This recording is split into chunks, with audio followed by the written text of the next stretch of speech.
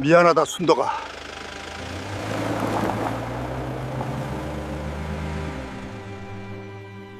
네 팔자가 여기까지다. 부산 사투리 섞인 그 말이 산바람보다 더 차갑게 귓가를 때렸습니다.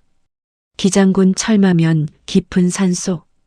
남편이 타고 떠난 검은색 SUV의 붉은 미등이 점점 작아집니다.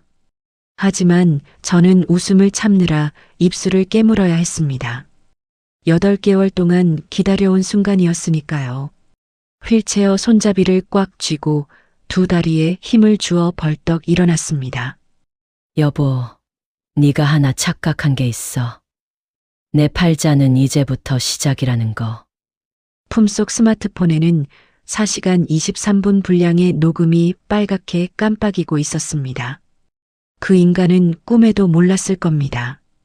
자기가 산속에 버리고 간 반신마비 아내가 8개월 전부터 멀쩡히 걸을 수 있었다는 사실을요. 달빛 목욕탕입니다. 사연 시작 전에 구독, 좋아요 부탁드립니다. 더불어 어디서 듣고 계신지 댓글 남겨주시면 계신 곳에 행운이 가득하길 바라겠습니다. 기장군 철마면 산속에는 정막만이 감돌았습니다. 남편이 타고 떠난 검은색 SUV는 이제 꼬리조차 보이지 않았습니다. 저는 천천히 숨을 들이마셨습니다. 8개월 만에 처음으로 남의 눈치를 보지 않고 두 다리로 땅을 딛고 서보는 순간이었습니다. 발바닥을 통해 전해지는 거친 흙의 감촉이 이렇게나 반가울 줄은 몰랐습니다. 으드득. 저도 모르게 이가 갈렸습니다. 방금 전까지 그 인간이 연기하던 역겨운 표정이 눈앞에 아른거렸기 때문입니다. 순덕아, 공기 좋은 데서 좀 쉬고 있어. 내가 금방 데리러 올게. 새빨간 거짓말이었습니다. 그 인간은 저를 태우고 이 깊은 산속까지 올라오는 내내 콧노래를 흥얼거렸습니다. 백미러로 힐끔힐끔 제 눈치를 살피면서도 입꼬리가 귀에 걸리는 걸 주체하지 못하더군요. 아마도 내 연녀한테 미리 전화해서 샴페인이라도 준비해 놓으라고 했을 겁니다. 휠체어에 앉은 늙고 병든 아내. 대소변도 못 가리는 짐짝 같은 마누라를 드디어 처리했다고 믿고 있을 테니까요. 저는 신고 있던 낡은 운동화 앞코로 바닥에 떨어진 담배꽁초를 진득하게 밟아 껐습니다. 그 인간이 저를 버리고 돌아서며 툭 던지고 간 것입니다. 35년을 남편 뒷바라지하며 헌신한 대가가 고작 이 담배꽁초 하나와 산속 육이라니. 허무하게 느껴질 법도 했지만 이상하게도 슬픔은 느껴지지 않았습니다. 대신 가슴 깊은 곳에서 뜨거운 불덩이가 치밀어 올랐습니다. 그래, 이정호. 네가 원한 게 이거였지? 나 없이 그 잘난 년이랑 우리 상가 건물, 우리 아파트 다 팔아먹고 떵떵거리며 사는 거. 저는 품속 깊숙이 넣어두었던 스마트폰을 꺼냈습니다. 손이 부들부들 떨렸지만 그것은 추위 때문이 아니었습니다. 액정 화면 위에는 선명하게 녹음 중이라는 글자가 붉게 깜빡이고 있었습니다. 녹음 시간 4시간 23분 18초. 집에서 출발할 때부터 지금까지 그 인간이 차 안에서 내 연녀와 나눴던 통화 내용, 저를 산속에 버리며 내뱉은 저주 같은 말들, 그리고 그 인간이 떠나며 엑셀을 밟던 소리까지 하나도 빠짐없이 고스란히 담겨 있었습니다. 죽어버려라, 강순덕. 네가 죽어야 내 인생이 핀다. 아까 그 인간이 혼잣말처럼 중얼거린 그 목소리가 생생하게 들려오는 듯 했습니다. 저는 녹음 종료 버튼을 누르고 곧바로 단축번호 1번을 눌렀습니다. 신호가 가기도 전에 상대방이 전화를 받았습니다. 여보세요? 사모님 괜찮으십니까? 다급한 박준혁 변호사의 목소리였습니다. 변호사님, 제 목소리는 놀라울 정도로 차분하게 나왔습니다. 네, 사모님. 지금 위치 추적 중입니다. 경찰이랑 같이 이동하고 있습니다. 혹시 남편분이 떠났습니까? 방금 갔어. 아주 신나서 가더라. 저는 텅 빈 산길을 내려다보며 피식 웃음을 터뜨렸습니다. 지금 막 유기 현장 증거 확보했네. 살인미수의 유기치상, 거기다 사기 혐의까지. 이걸로 그 인간 알거지로 만드는 거 확실한 거지? 물론입니다, 사모님. 녹음 파일이랑 현장 상황이면 구속 수사는 피할 수 없습니다. 그 인간이 집에 도착하기도 전에 저희가 먼저 들이닥칠 겁니다. 저는 뻣뻣하게 굳어있던 허리를 펴고 크게 기지개를 켰습니다. 우두둑. 뼈마디마다 맞춰지는 소리가 숲속에 울려 퍼졌습니다.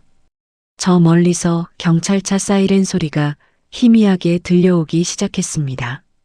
저는 휠체어를 발로 걷어찼습니다. 와장창 휠체어가 비탈길 아래로 굴러떨어졌습니다. 그 처참하게 구겨진 고철 덩어리가 마치 이정호의 미래 같아 보였습니다. 기다려라, 이정호. 내가 차려놓은 밥상 이제 내가 엎어주러 갈 테니까. 기억은 예고도 없이 2년 전 그날로 저를 끌고 갔습니다. 부산 자갈치 시장.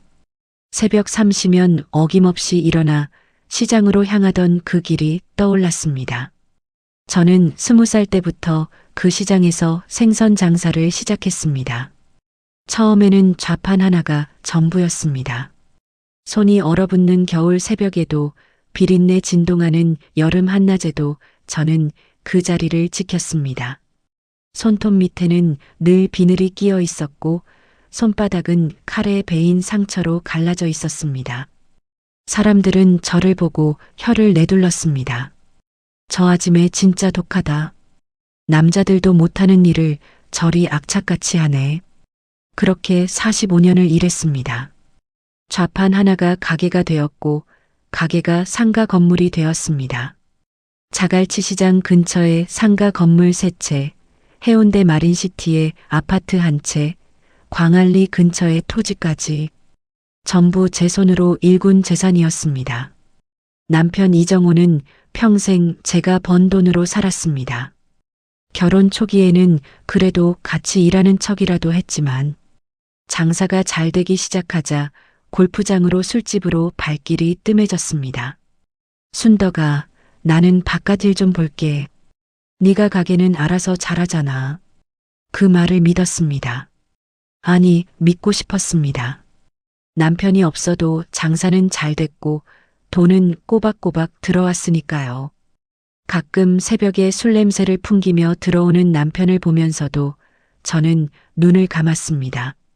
내가 참으면 가정이 유지된다고 35년을 함께 산 정이 있으니까 괜찮다고 스스로를 다독였습니다. 2년 전 그날도 평범한 하루였습니다. 새벽같이 시장에 나가 생선을 떼어오고 손님을 받고 정산을 하고 그런데 오후쯤 되니까 갑자기 머리가 깨질 듯이 아팠습니다. 눈앞이 캄캄해지더니 바닥이 빙글빙글 돌았습니다. 사장님 괜찮으세요? 직원의 비명소리가 점점 멀어지면서 저는 의식을 잃었습니다. 눈을 떴을 때 저는 병원 중환자실 침대에 누워 있었습니다. 온몸에 호스가 꽂혀 있었고 기계음이 규칙적으로 울렸습니다. 희미한 의식 속에서 의사가 남편에게 말하는 소리가 들렸습니다. 뇌졸중입니다. 다행히 생명은 건지셨는데 오른쪽 반신에 마비가 왔습니다. 솔직히 말씀드리면 다시 걷기는 어려우실 겁니다. 그 순간 남편이 울부짖는 소리가 들렸습니다. 순덕아, 안 돼. 이러면 안 돼. 여보, 정신 차려. 내가 네 다리가 되어줄게. 평생 내가 책임질게. 그때 저는 그 눈물이 진짜라고 믿었습니다. 35년을 함께 산 남편이니까 힘들 때 손잡아줄 사람이라고 끝까지 함께 할 거라고 믿었습니다. 병실을 찾아온 지인들도 남편을 칭찬했습니다. 아이고, 저런 남편이 어디 있노? 요즘 세상에 생불이 따로 없다. 저는 그런 남편에게 짐이 된 것 같아 밤마다 이불을 뒤집어 쓰고 울었습니다. 미안해서, 고마워서, 그리고 내가 이 꼴이 되어서 바보같이, 정말 바보같이 말입니다. 퇴원 후 저는 부산의 한 재활병원으로 옮겨졌습니다. 매일 물리치료를 받았지만 다리는 꿈쩍도 하지 않았습니다. 죽은 나무 토막 같았습니다. 꼬집어도 느낌이 없었고 아무리 힘을 줘도 발가락 하나 움직일 수 없었습니다. 의사 선생님도 고개를 저었습니다. 신경 손상이 심합니다. 기적이 일어나지 않는 한 회복은 어렵습니다. 기적? 그 단어가 얼마나 잔인하게 들렸는지 모릅니다. 저는 밤마다 베개에 얼굴을 묻고 울었습니다. 평생 두 발로 뛰어다니며 살았는데 이제는 화장실도 혼자 못 가는 신세가 되었으니까요. 남편은 처음 몇 달은 정성껏 간병을 했습니다. 밥을 떠먹여주고 대소변을 받아내고 물리치료실까지 휠체어를 밀어주었습니다.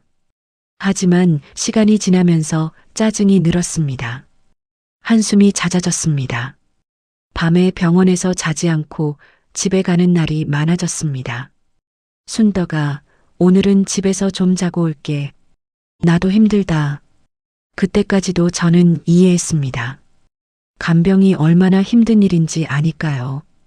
그런데 8개월 전 그날 밤 모든 게 바뀌었습니다. 비가 억수같이 쏟아지던 밤이었습니다. 천둥 소리에 잠을 깼는데 이상하게 발끝이 간질간질했습니다.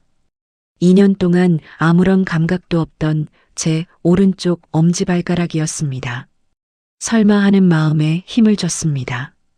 꿈틀, 분명히 움직였습니다. 심장이 미친 듯이 뛰기 시작했습니다. 기적이 일어난 겁니다. 의사 선생님도 포기했던 신경이 다시 살아난 겁니다. 저는 너무 기뻐서 소리를 지르려다 입을 틀어막았습니다. 보호자 침대에서 쪽잠을 자고 있을 남편을 깨워서 놀라게 해주고 싶었습니다.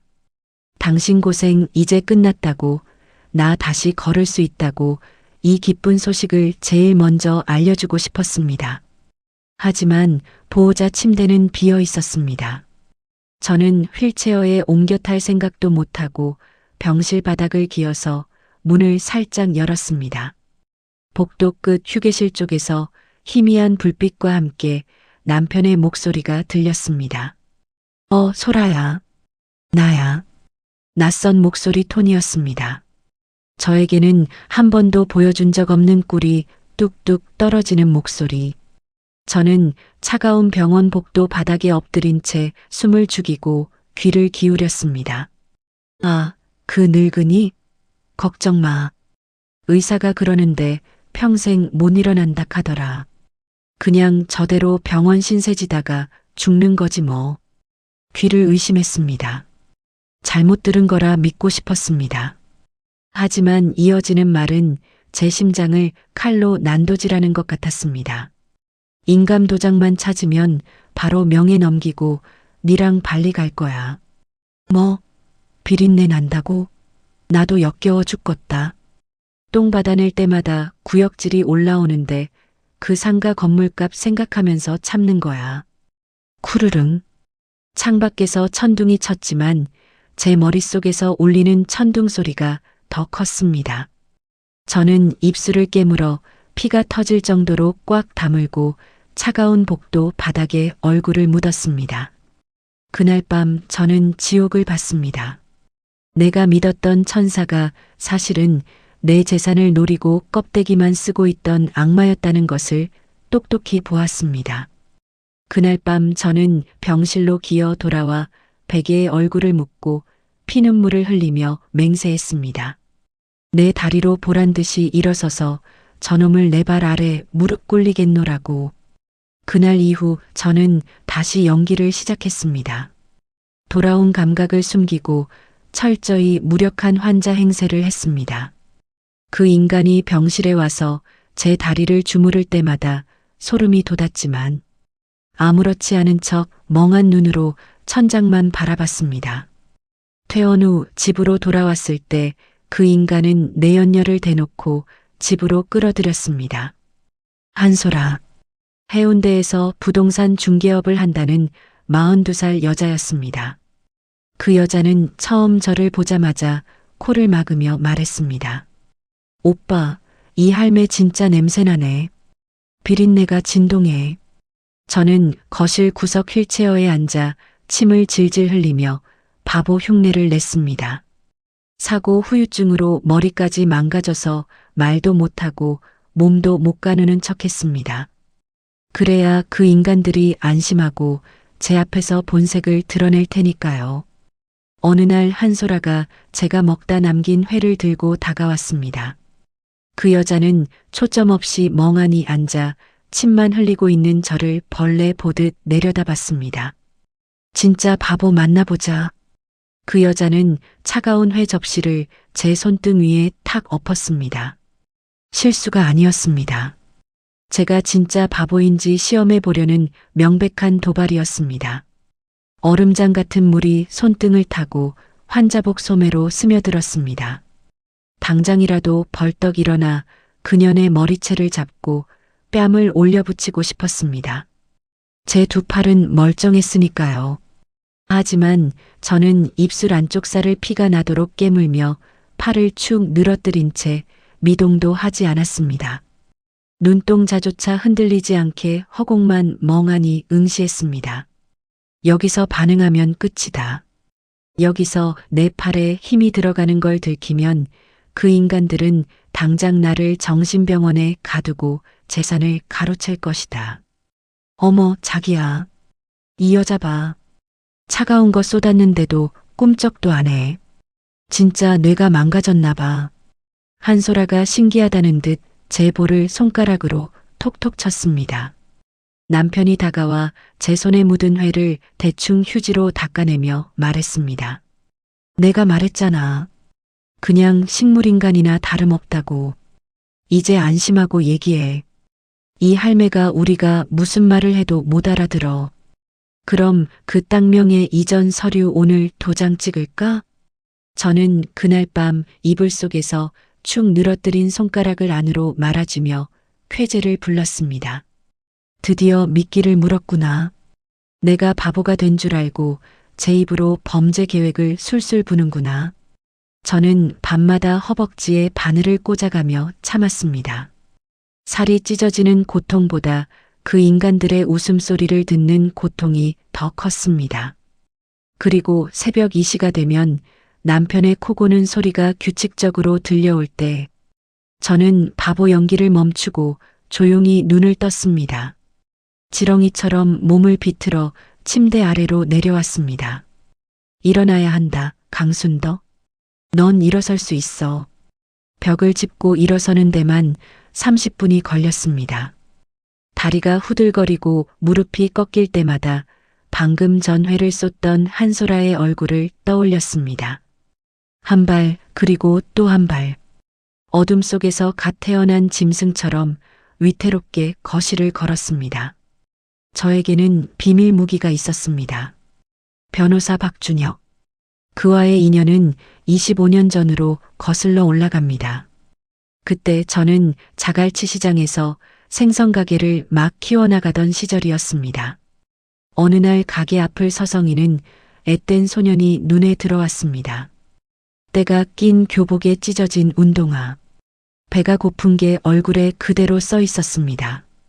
야, 거기. 밥 묵었나? 소년이 깜짝 놀라 저를 쳐다봤습니다. 굶주린 눈빛이었습니다. 저는 그 소년을 가게 안으로 불러 회덮밥을 한 그릇 차려줬습니다. 소년은 허겁지겁 밥을 먹으면서 눈물을 뚝뚝 흘렸습니다. 이름이 뭐고?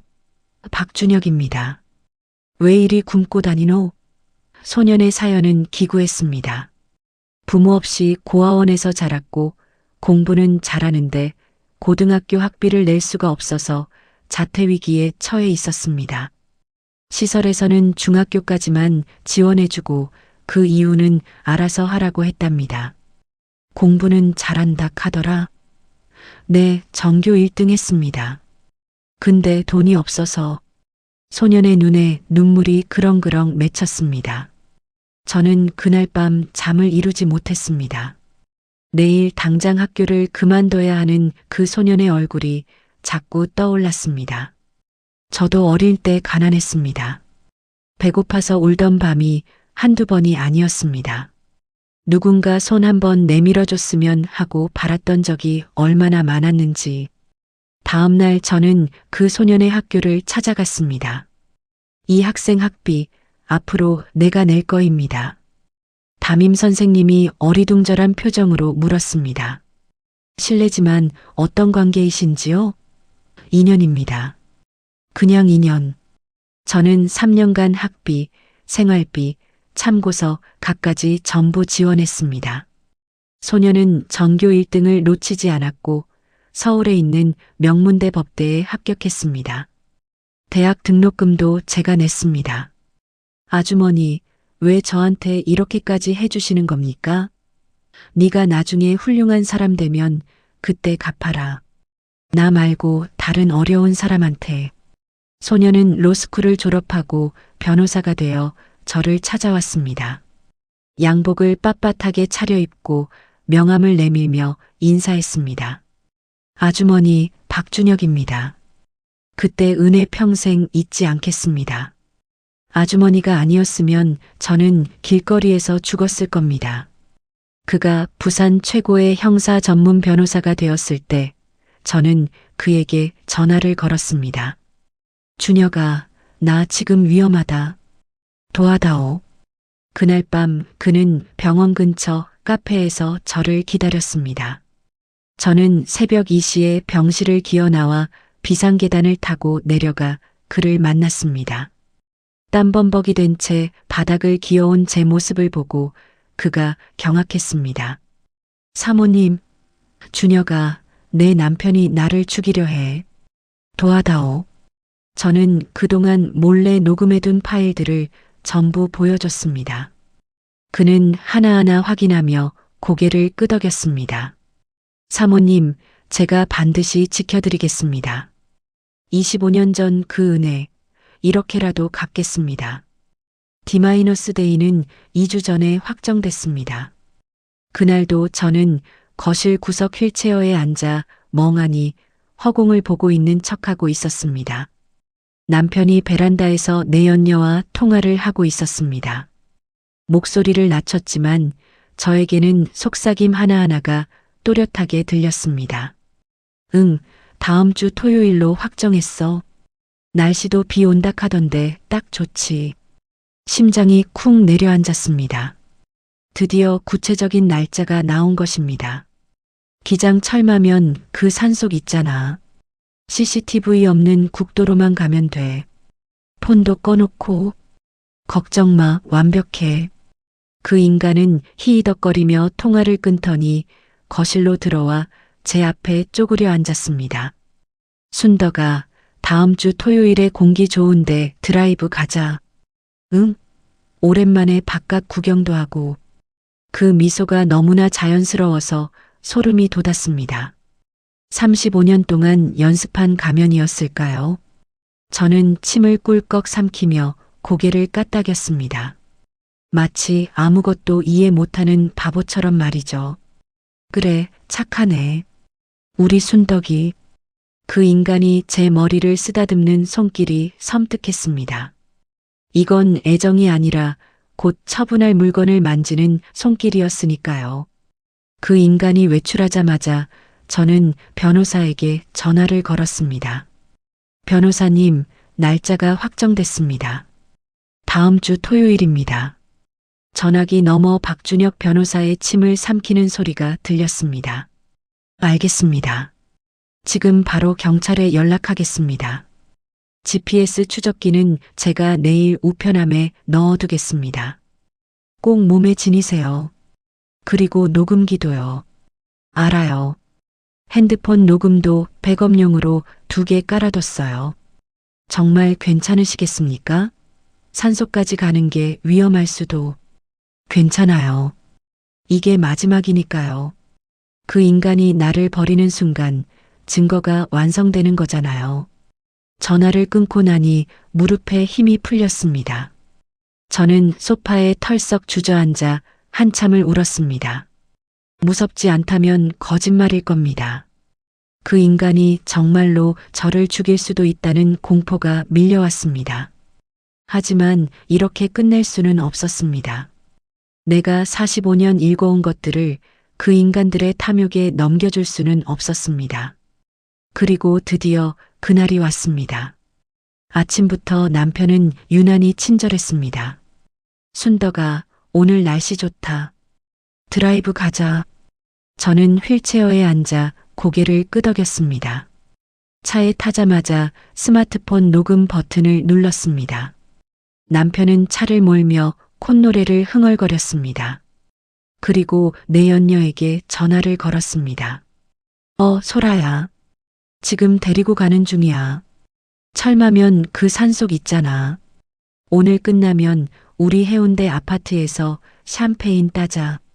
그 인간은 제가 못 알아듣는다고 생각했는지 거리낌 없이 떠들어댔습니다. 죽어버려라, 강순덕. 네가 죽어야 내 인생이 핀다. 산속에 도착했습니다. 남편은 휠체어를 꺼내 저를 앉히고는 담배 한 대를 물었습니다. 순덕아, 여기서 좀 쉬고 있어. 금방 데리러 올게. 그리고 돌아서며 마지막 말을 내뱉었습니다. 미안하다. 순덕아, 네 팔자가 여기까지다.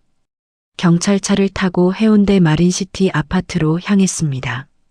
사이렌 소리가 요란하게 울렸습니다. 2년 전 제가 쓰러졌을 때 울렸던 그 사이렌이 오늘은 그 인간을 파멸시키기 위한 장송곡처럼 들렸습니다. 차창 밖으로 부산의 야경이 스쳐 지나갔습니다.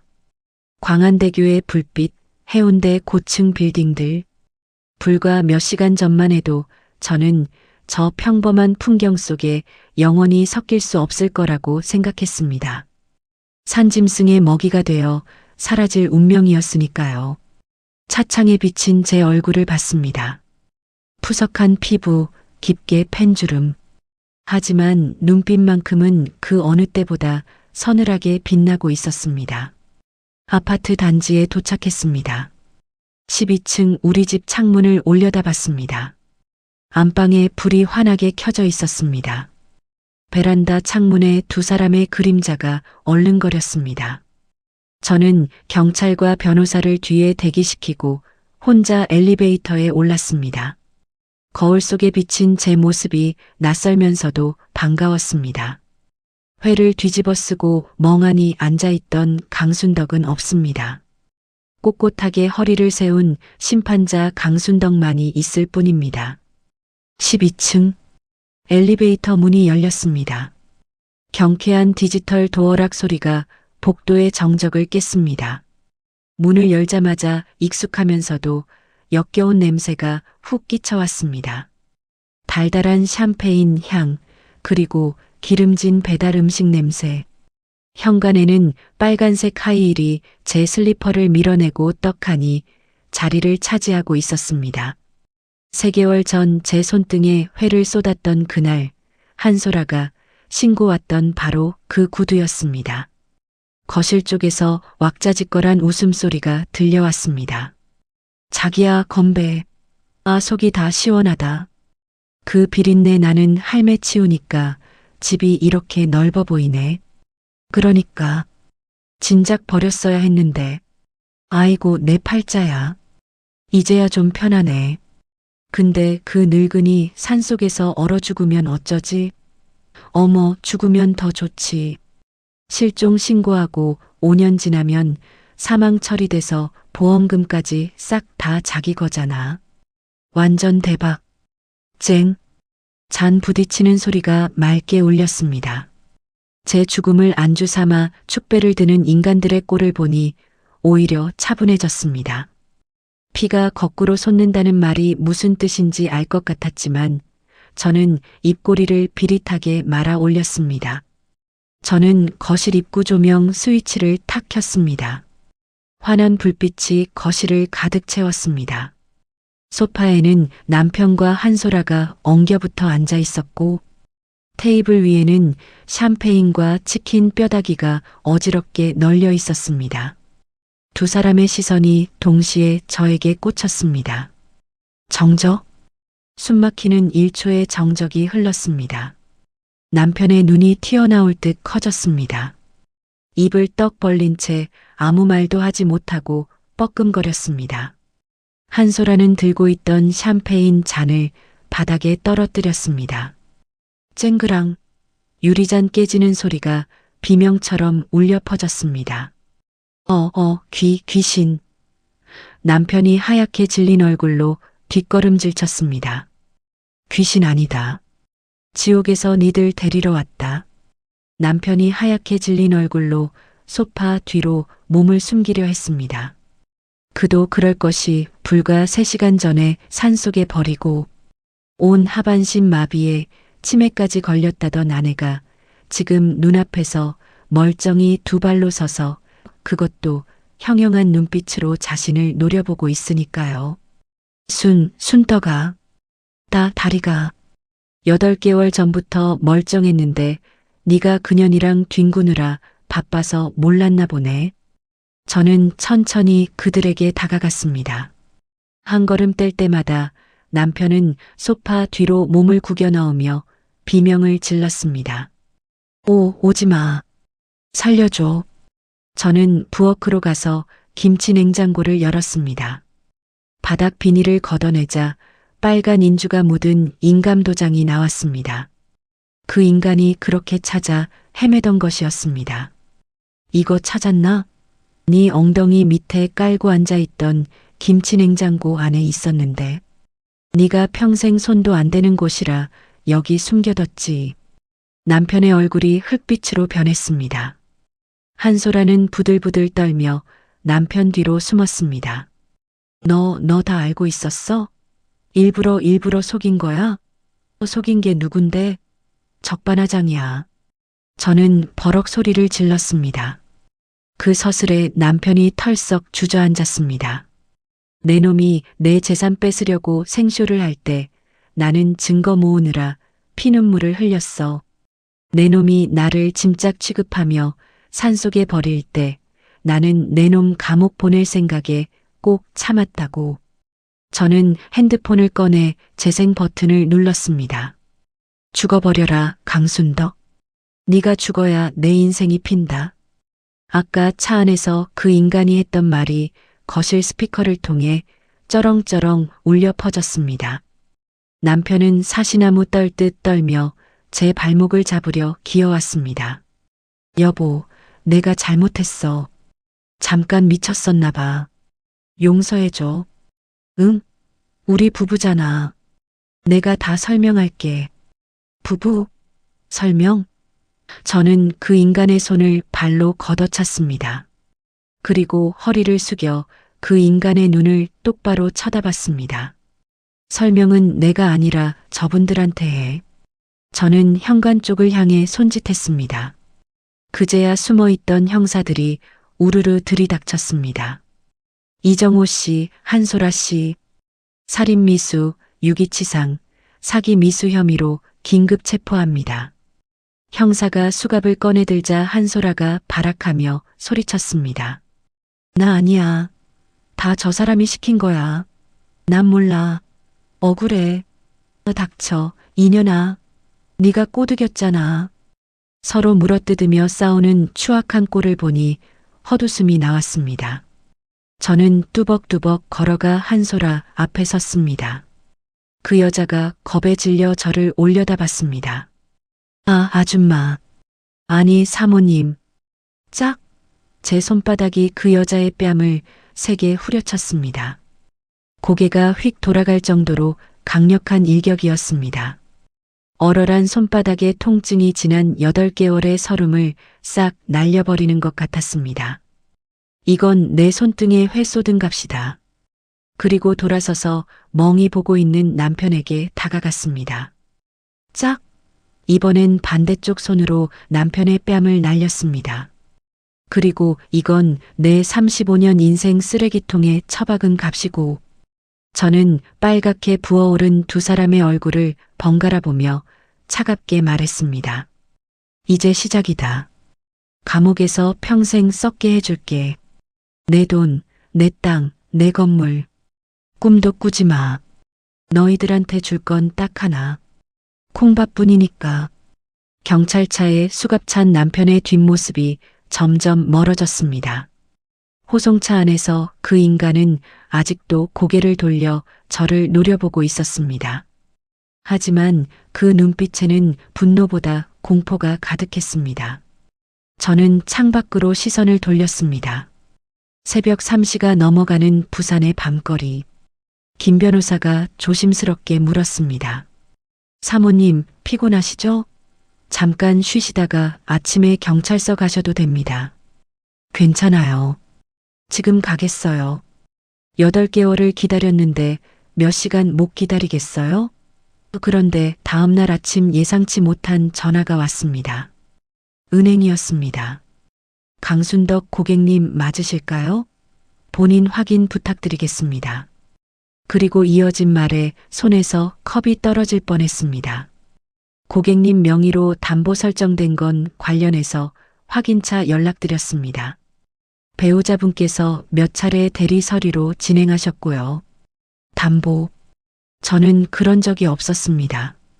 제가 식물인간 연기를 하는 동안 그 인간이 제 손을 잡고 도장을 찍었던 겁니다. 확인해 보니 상가 건물 2채가 담보로 잡혀 있었습니다. 분노가 치밀었지만 저는 침착하게 변호사에게 전화를 걸었습니다. 변호사님, 은행에서 연락 왔어요. 담보가 잡혀 있다네요. 제 명의로요. 사모님, 지금 바로 오세요. 가압류 들어가고 추가 집행 막아야 합니다. 그날 오후 은행에 가서 서류를 확인했습니다. 제 서명이 있었습니다. 제가 정신이 오락가락하는 척할 때 그 인간이 억지로 제 손가락을 잡고 도장을 찍은 흔적이었습니다. 저는 씁쓸하게 웃었습니다. 있겠지요. 내가 바보 연기하던 그 틈을 저 인간은 사기로 채웠을 겁니다. 며칠 뒤 구치소에서 남편 전화가 왔습니다. 순덕아, 한 번만 받아오. 내가 미쳤었다. 합의하자. 응? 우리 부부잖아. 합의는 법정에서 판사님 앞에서나 하세요. 그러자 남편 목소리가 확 바뀌었습니다. 니 그러다 다 잃어.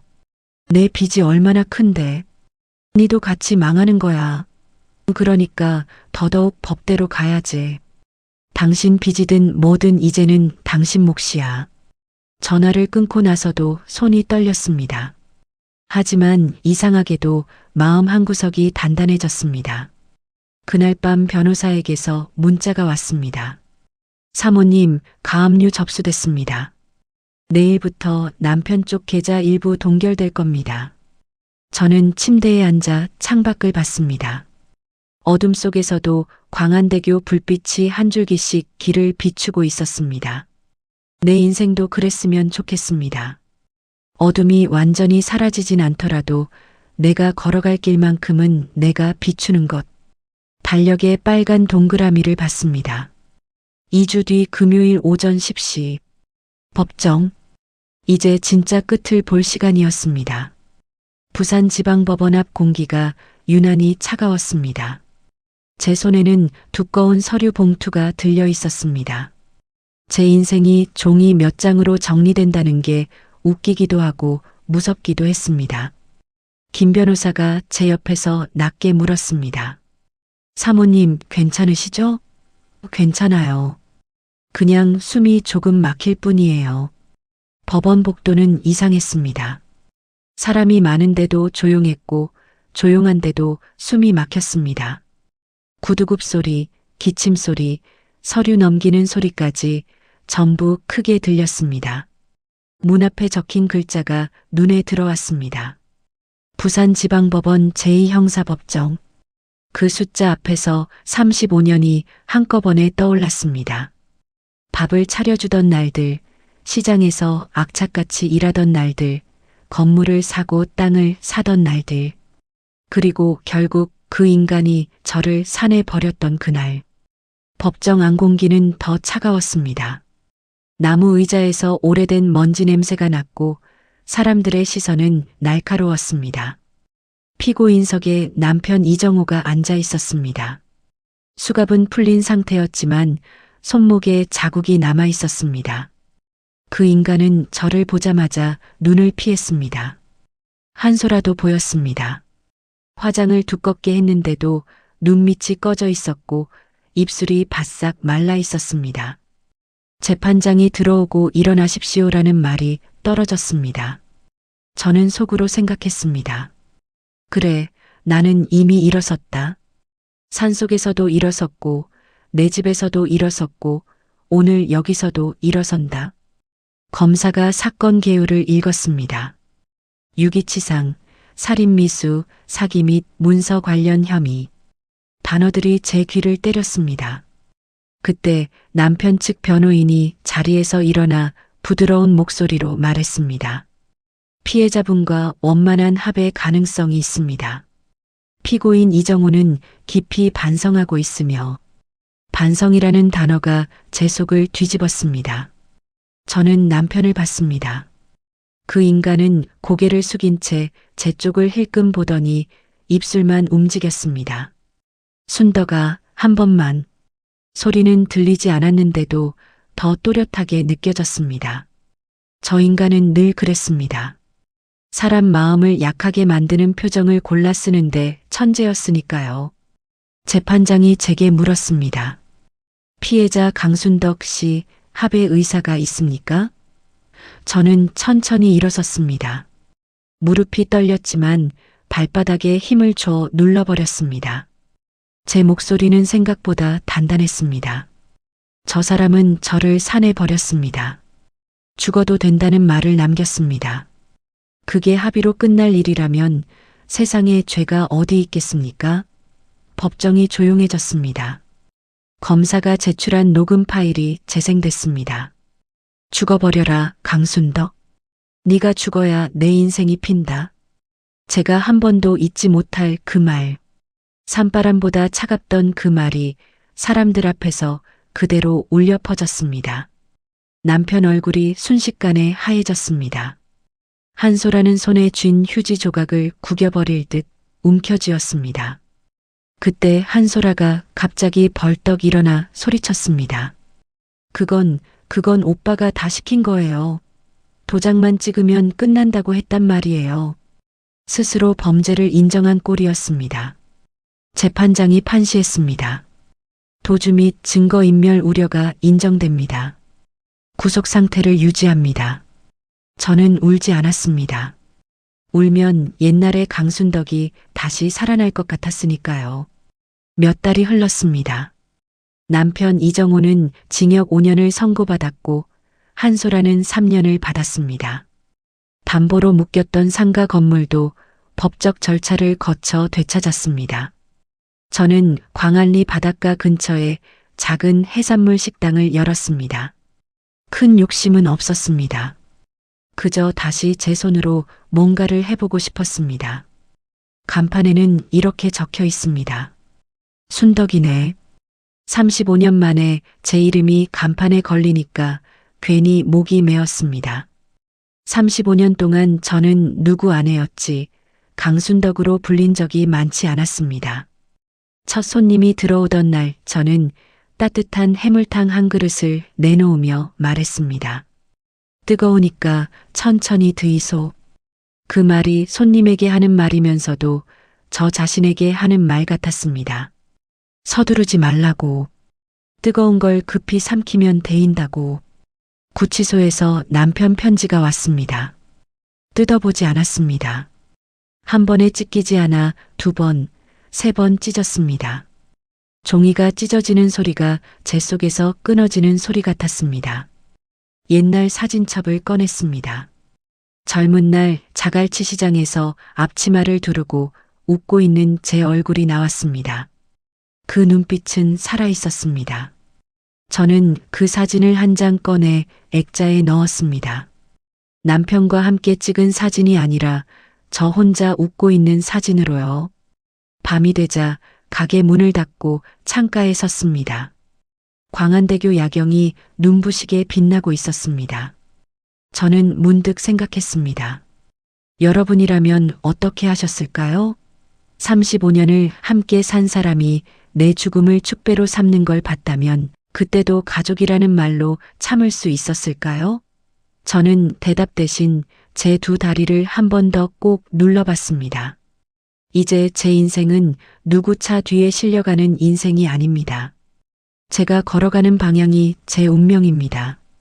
오늘 이야기는 여기까지입니다. 끝까지 함께 해주셔서 감사드리며 구독과 좋아요 눌러주시면 막장 같은 인생 사연들 누구보다 먼저 무료로 만나보실 수 있습니다.